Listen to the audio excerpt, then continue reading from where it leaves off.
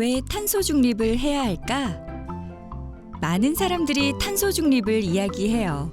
그런데 왜 그래야 하는지 잘 이해하기 어려워요. 우리는 왜 탄소 중립을 해야 할까요? 요즘 텔레비전을 보면 뉴스나 광고, 예능 프로그램 같은 곳에서 2050 탄소 중립이라는 이야기를 많이 해요. 기후변화와 관련 있는 것 같은데 무슨 뜻인지 궁금하지 않았나요? 우리는 매일 씻고, 입고, 먹고, 차를 타고 여러 가지 물건을 사용하면서 살아요. 그런데 이런 일들을 하려면 대부분 이산화탄소가 발생하죠. 그래서 지금 지구는 너무 많이 발생한 이산화탄소 때문에 지구온난화라는 위기를 겪고 있어요. 탄소 중립은 이산화탄소가 중립, 즉 0이라는 말이에요. 2050 탄소 중립은 이산화탄소 배출을 최대한 줄이고 그래도 배출되는 것은 나무나 습지에서 흡수하거나 따로 제거해서 2050년까지 배출되는 양과 흡수되는 양을 같게 해서 결국 0으로 만든다는 뜻이에요. 그런데 우리는 왜 2050 탄소 중립을 해야 할까요? 1968년 미국의 생물학자 가렛 하디는 과학 잡지 사이언스에 공유지의 비극이라는 글을 발표했어요. 옛날 어느 마을에 주인 없는 넓은 풀밭이 있었어요. 어느 날 한 사람이 그 풀밭에 양을 키워 양털을 팔아 돈을 벌었어요. 소문을 듣고 다른 사람들도 그곳에 양을 키워 돈을 벌었어요. 사람들은 점점 욕심이 생겨 더 많은 양을 키우기 시작했어요. 양들이 많아지자 풀밭은 모두 뿌리까지 말라버려 그곳에서는 더 이상 양을 키울 수 없게 되었어요. 당연히 사람들도 돈을 벌 수 없게 되었죠. 이런 현상을 공유지의 비극이라고 한답니다. 누구나 자유롭게 이용할 수 있는 공공자원을 사람들이 함부로 사용하게 되면 쉽게 사라질 수 있다는 것이죠. 우리가 지금 겪고 있는 기후위기도 공유지의 비극과 같다고 많이 얘기해요.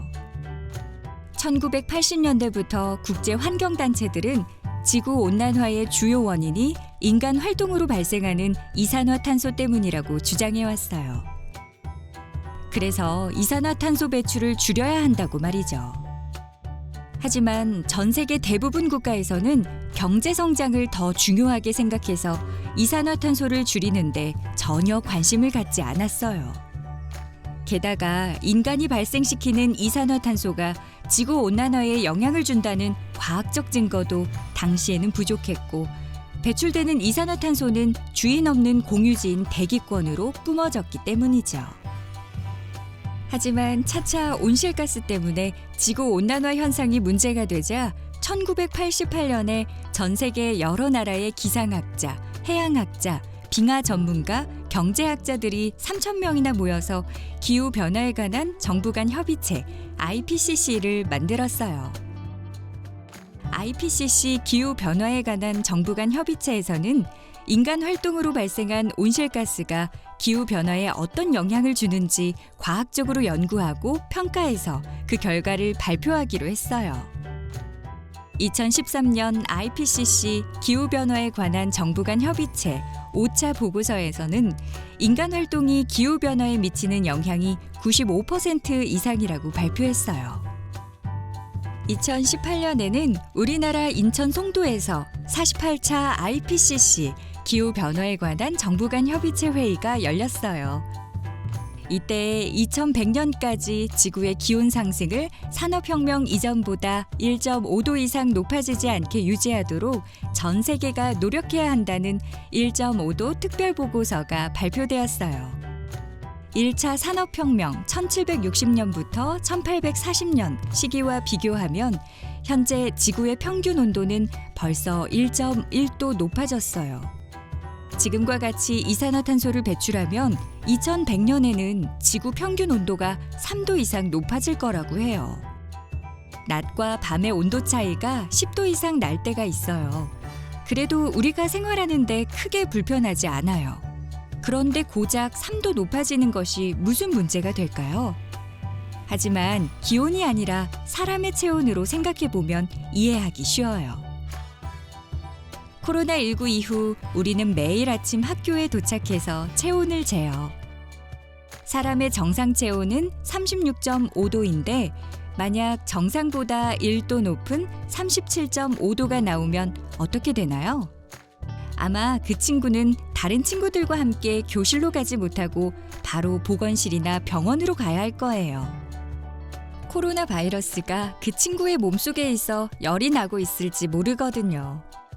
그런데 체온이 무려 3도나 높아져서 39.5도라면 어떨까요?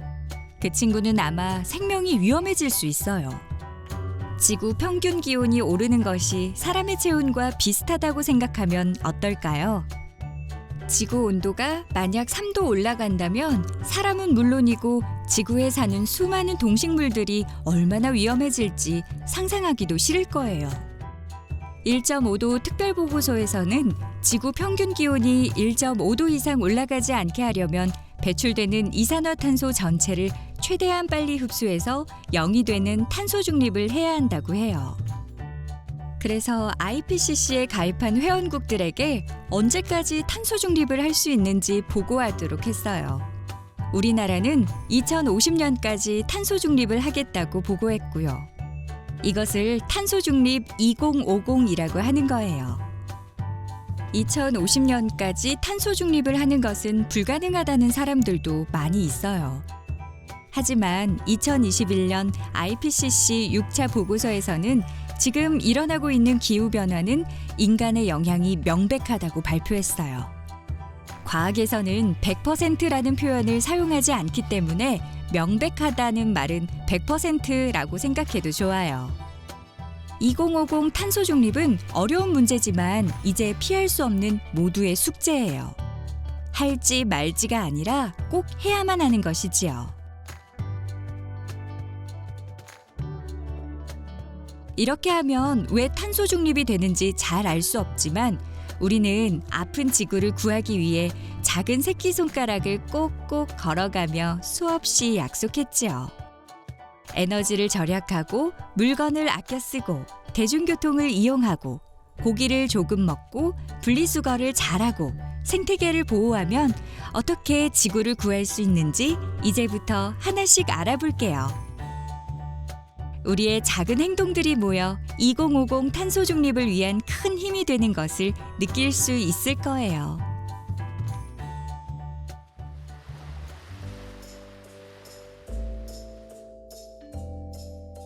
자연의 혜택, 생태계 서비스. 자연을 보호하고 지키는 것이 왜 중요할까요? 자연이 우리에게 무슨 도움을 주는 걸까요? 자연이 인간에게 주는 모든 혜택을 생태계 서비스라고 해요. 먹을 수 있는 식량과 물과 원자재를 주는 공급 서비스, 공기와 물을 깨끗하게 하고 기후를 안정시키는 조절 서비스, 아름다운 경치로 휴식과 예술적 영감을 주는 문화 서비스, 그리고 이 모든 서비스들이 유지되도록 생물 다양성과 동식물 서식지를 제공하는 지지 서비스. 이렇게 4가지 커다란 혜택을 주고 있어요. 국립생태원에서는 우리나라 생태계 서비스를 평가하는 일과 생태계 가치를 잘 보존할 수 있는 정책 연구도 하고 있어요. 국내 13개 지역의 우리 지역 생태 자산과 생태계 서비스, 생태계 서비스 지불제를 소개하는 생태계를 살리는 사람들 자료집은 국립생태원 생태정보도서관에서 이북으로 볼 수 있어요.